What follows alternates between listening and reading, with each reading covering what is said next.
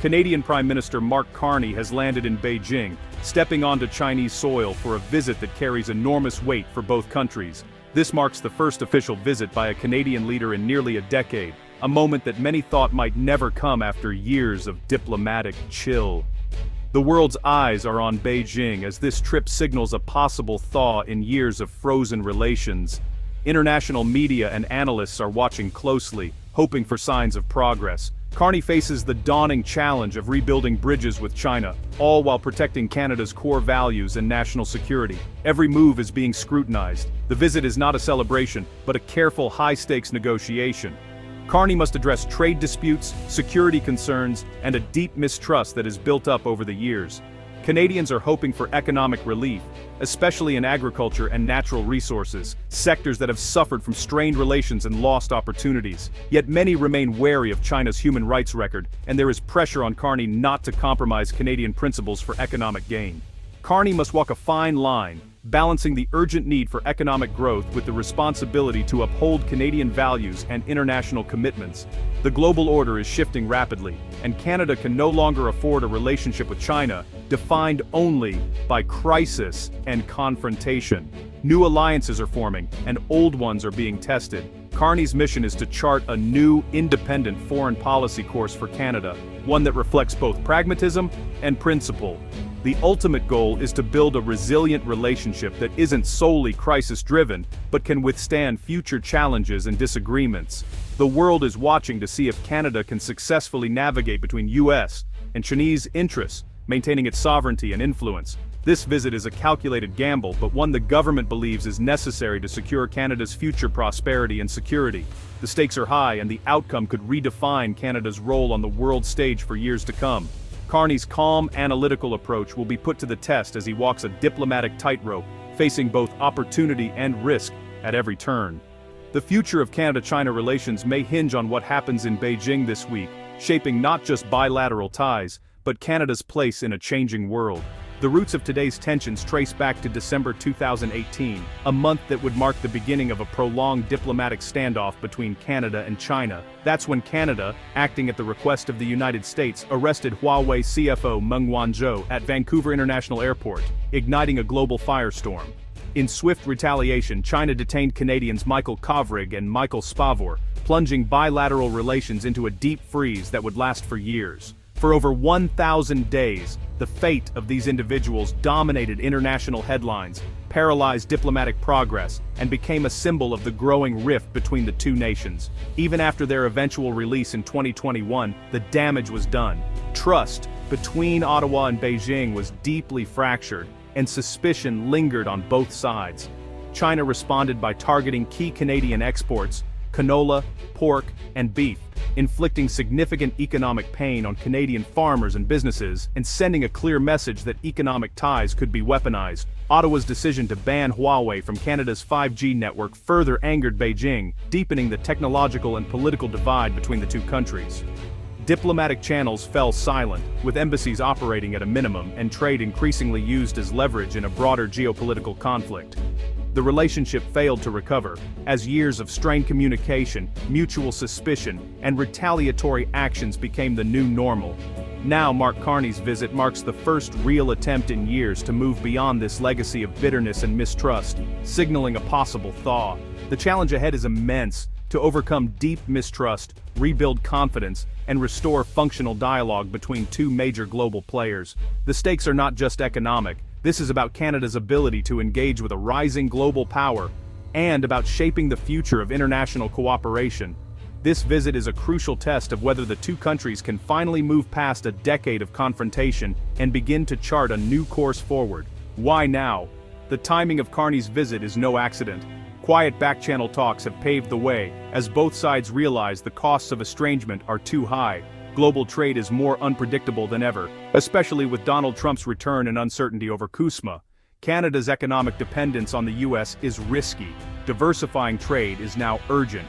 Key sectors, agriculture, resources, are pushing for renewed access to China's market. Carney's economic background makes him acutely aware of these pressures. High-level dialogue with China is a strategic necessity in a tense world. The visit aims to reopen essential communication, even as disagreements persist. It's a pragmatic move in a complex global landscape. Trade is at the heart of Carney's agenda. Canada seeks to end Chinese tariffs on canola, pork, and beef, and to establish clear rules to prevent future disputes. In return, China wants Canada to reconsider tariffs on Chinese electric vehicles and green tech. Both sides have retaliated, escalating tensions and hurting key industries. Carney's team will push for a reset, stable trade, fair competition, and dispute resolution. National security concerns now shape every economic discussion, especially around critical minerals and investment. Canada must balance economic opportunity with protecting strategic assets. Security issues, foreign interference, cyber attacks, and China's assertiveness will be raised, though solutions are unlikely overnight. The goal: re-establish direct communication and build enough trust to manage disputes.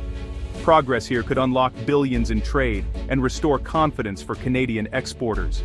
Carney's visit can't be separated from U.S. politics. Trump's unpredictable trade policy and Kuzma review have made Canada's dependence on the U.S. risky. By engaging China, Canada signals it won't be captive to American whims. This is a delicate balancing act. Canada must assert independence without alienating its closest ally. The Kuzma-China clause complicates things, as any deepened ties with Beijing could provoke Washington. Carney's outreach tests the limits of U.S. tolerance and adds risk to the mission. Canada's foreign policy dilemma, balancing alliance with the U.S. and the need for autonomy. The U.S.-China rivalry makes this balancing act harder than ever. Carney's visit is a calculated risk to forge a more independent path. The outcome could redefine Canada's place between two superpowers. For Canadian farmers, the China dispute has been personal and painful. Canola, pork, and beef producers lost billions as China closed its markets, devastating rural communities. Other exporters, from forestry to seafood, faced new hurdles and uncertainty. The promise of China's vast market was replaced by political risk and unpredictability. Pressure on Ottawa to restore access has been relentless. Carney's success will be measured by whether he can reopen these markets and stabilize trade. Relief for farmers and exporters could mean billions in restored business. Failure would force a costly, years-long pivot away from China, with lasting consequences. Economic issues dominate, but security and human rights can't be ignored. Chinese interference in Canadian politics and cyber attacks are major concerns. Carney faces pressure to confront Beijing on these issues while seeking economic progress. Human rights, Uyghur abuses, Hong Kong freedoms remain flashpoints. Carney will raise these topics, balancing values with pragmatic engagement. Critics warn of legitimizing China's actions. Supporters argue dialogue is essential. The challenge: protect Canadian interests and values without derailing talks. How Carney handles this will define the moral character of Canada's new approach. As Carney's visit draws to a close, its success won't be measured by grand headline-grabbing deals, but rather by whether it opens the door to a new, pragmatic relationship between Canada and China, one that is grounded in realism and mutual respect, rather than old expectations. The goal is clear: to replace years of growing hostility with managed competition, and to create open channels for meaningful cooperation, even as differences persist. Economic opportunities between the two countries are significant, and could benefit both sides, but the risks, such as superficial concessions, potential backlash from the U.S., and domestic criticism at home, remain ever present. Canada must pursue a long-term, patient strategy, speak out firmly on its values, but also engage constructively where interests align, balancing principle with pragmatism. The era of simple alliances is over. The future of international relations is complex, with cooperation and confrontation now deeply intertwined, requiring constant navigation. Carney's journey is a reflection of Canada's evolving place in a rapidly changing world, where adaptability and resilience are more important than ever. The visit's true test is whether it has laid the groundwork for resilient, realistic engagement that can weather inevitable storms and setbacks. Canada now seeks a relationship strong enough to withstand disagreements and crises, where honest dialogue remains possible even in the absence of deep friendship. This is the new reality of global diplomacy: uncertain, dynamic, and demanding new approaches. With this visit, Canada has just taken a bold, necessary step into the center of a new diplomatic era.